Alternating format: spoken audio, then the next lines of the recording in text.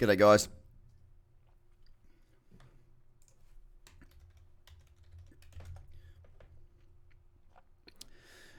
Good evening and good morning for those in the UK. I'm still in the office, had a late interview, so I thought I'd go through and show you guys what part of my daily live trading floor scan looks like, and twice a week for VIP. Just a quick one. Can you hear me? I just want to make sure.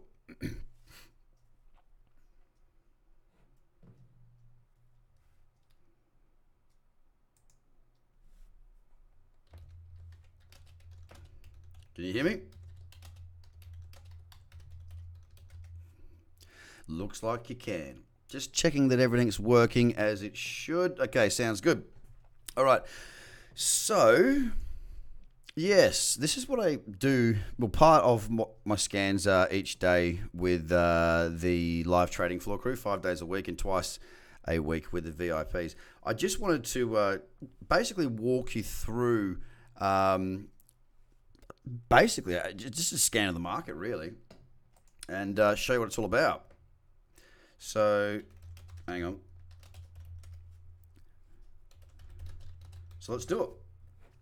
Now, look, today I've not taken any trades. I've not done any trading at all, simply because, when I started the morning, and I got it in here about 7:30, what I was looking at was this somewhat consolidation. And I mean, it was a consolidation, right? But there was no trade for me to break out through this. There was nothing there as far as a tradable opportunity. Now, I drew in some fibs on a 15-minute for the fib booster strategy, and then the market kept on running. Drew it from the higher low all the way to the high, but nothing matched up. So there was no orders to be raised. On the 1 hour here, yes, you can see the little cradle there. I didn't go for that. I needed something more significant. I left that, and gladly, as it's not done very well. But it kind of looked like to me this morning, and the way the buying came in, like when it went through this resistance, it went through really hard and strong. And I was kind of a little bit surprised, I've got to be honest, that we didn't have a pullback and then continue on, because the way at which the buying came through was really powerful, really, really super strong. So I was expecting a little bit more from the market today. It just didn't give it to me. So I didn't do anything. It was that simple. I just got back to what I do. And now I want to talk to the market as it is, as we stand right now. Now, this is the bid for next chart. Obviously, the run from the low, what ended up being the higher low to the high was a very, very good one. It came back, hit the 61.8 beautifully, perfectly on the nose, and we moved about 20% or 22%, I think it was, from the low point to the high point, 23.46. There you go. Now, from my point of view, if I look at the weekly, and I do like to trade, I do like to be aware of the weekly, especially after such a long, strong run. I'll remind you again, I've shown it to you a few times, but each of these pullbacks in 2017 got back into the cradle zone, and they were about 30 to 40% for the most part when the market really got moving. I mean, you see another one here, 32, and this one up here I think was about 39 or 40 as well. There you go. Now, we haven't seen that. And, the move that we've seen to the upside is, from this higher low, we've seen a very, very large move without a pullback into the cradle. Now, it didn't pull back into the cradle here. The moving averages caught up as the market moved on. That's what happens. The price moves and the moving averages catch up as each candle closes. So, from my point of view, to have a 40% pullback, it wouldn't be a surprise at all to see us come back into this region. 81.93, 8200, something like that. Now, of course, we've seen that bounce off the 61.8%, but does that mean that it's over? No, not at all. It was a nice, fairly clean pullback, big candle, not tradable in my view. But if we are to see this now come back down, well, then this could potentially be a lower high, and we could see that deeper pullback that may actually occur, which would be in line with the pullbacks on the weekly of 2017's bull market. So it's not out of the question still. And I'm, although it does look more bullish than bearish at the moment, I'm still open to many different scenarios playing out. The 4 hour here, as you can see, from the low to the high, it hasn't really had a clean pullback. I would not call this a really a defined trend. Certainly nothing like back here where we had higher lows, higher highs and whatnot. This has just been a run straight up, 22 or whatever it was percent, and with real no clear higher lows in that 4 hour. And I do like to have an understanding or a view of that 4 hour. Sorry, just having a sip of my tea. So there's nothing there on Bitcoin right now. But here's what we do every single day. These are the pairs that you've got with margin, especially on Bitfinex. Euro against the dollar. Sorry, euro. Ethereum against the dollar. Test. Look at this. Resistance, resistance, resistance. Broke, pulled back, tested once, tested twice, tested 3 times. Broke the high of that rejection candle. And I thought maybe we'll see Ethereum kick on here. Maybe the 279 or 280 level will become something of importance. Well, obviously, at this stage, it's not. The market's pulled back a wee bit today. It's 2.55%. And if you can see this 4 hour, this is why I like the 4 hour, there's really nothing that resembles a good, strong trend. Ethereum Classic is too sideways to be interested in. Litecoin, no really strong trends going on here, so I'll move on.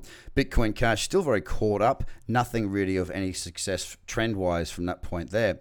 That's the same with Zcash, struggling at that 105 barrier. Monero, well, it's pulled back from a very strong trend, very similar sort of chart pattern to what we saw on Bitcoin, but it has pulled back a lot deeper in the last couple of weeks. IOTA is too sideways for me to trade. Dash is also a messy looking chart, so I just move straight on. And this is how fast we go through it. You know, I know very quickly whether there's an interest or not. If I look at XRP, again, very caught up around that 40 cent mark, of no interest at all. The reason I've got this little red dot here is for EOS, that I've been keeping an eye on this support. Test 1, test 2. There's 2 tests of support there, and we're finding it very difficult to get through $6. Why? What is the significance of $6? Let me zoom out a little bit. Look at this. That was the resistance through here and again here. I got a trade off of this point when it pulled back in for the bounce. That was all right. And we tested it again and moved. But now we've got a lower high and a lower low on that daily. Come to the weekly, and you can actually see it, lower high, lower low.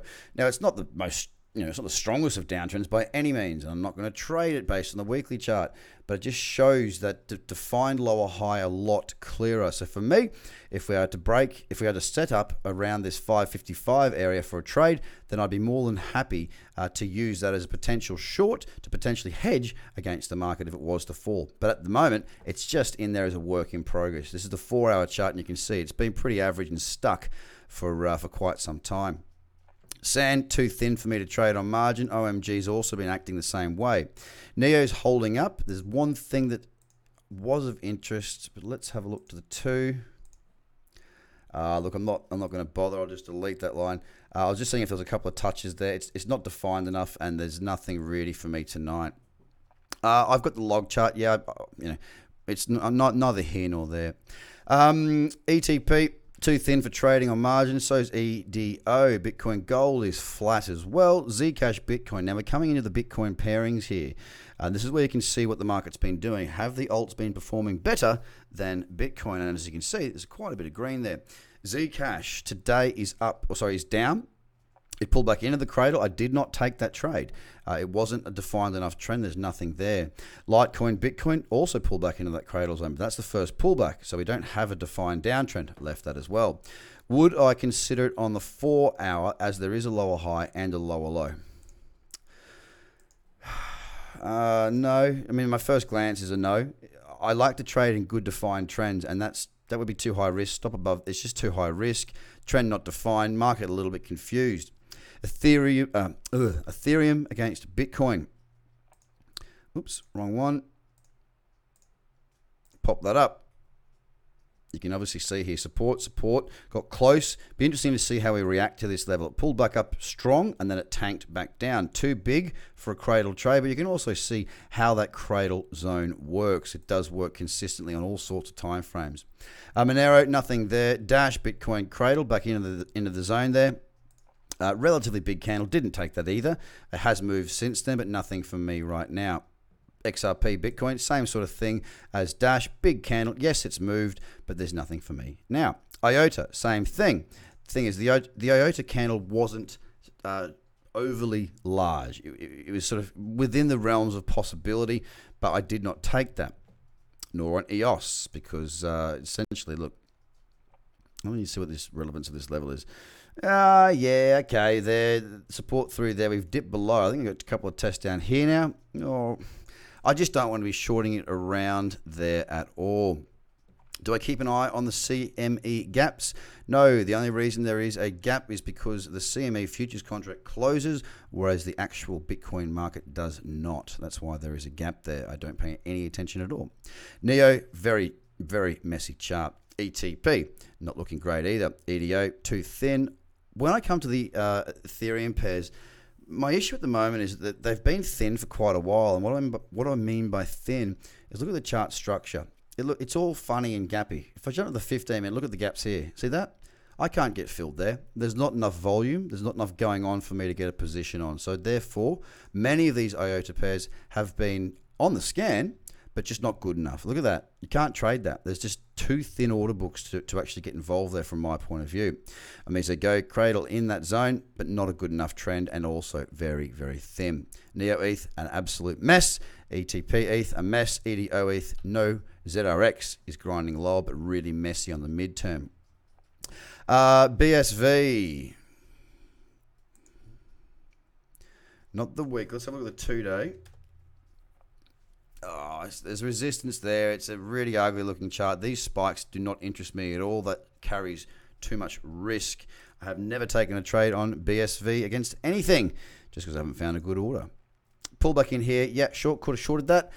Didn't feel confident enough with the move, and it's a bit thin. But at the time when it was pulling back into here, Bitcoin was starting to move as well. So for Bitcoin to go up, we would see if BSV and these other alts were to not be as strong, we'd see them move lower. So I was more than happy to wait, hold the trigger, and wait for those those Bitcoin moves. Now I've gone through this very, very quickly. Usually we go through a bit more slowly in detail, but it gives you a view as to what I scan every single morning at 9 a.m. Sydney time. And speaking of Sydney, for those of you who are considering coming along to the Sydney course and have registered, you want to get your spot because it's about 80% capacity now. That goes for members as well as non-members. So if you've registered and you're thinking of coming, you want to get yourself booked in there, okay? Otherwise, you might miss out. So, guys, just wanted to go through a bit of a market scan. I haven't found anything there really of interest apart from what I found this morning. Honestly, I haven't done a scan for a few hours. I was hoping to see something. There's not been much really go on, and I stand by that. I've got the door open to do no trading for the rest of the evening. Go home and relax. I am keeping an eye on Quant against Bitcoin here. Why? Well, beautiful little bullish candle, cradle candle in the cradle zone. Nice looking trend. That's something I'm keeping an eye on for tomorrow morning. Have a fantastic evening, guys. Just wanted to share that with you as I was going to do a scan anyway. Thought I may as well go live and see if we could find something together. Take it easy, guys. Bye for now.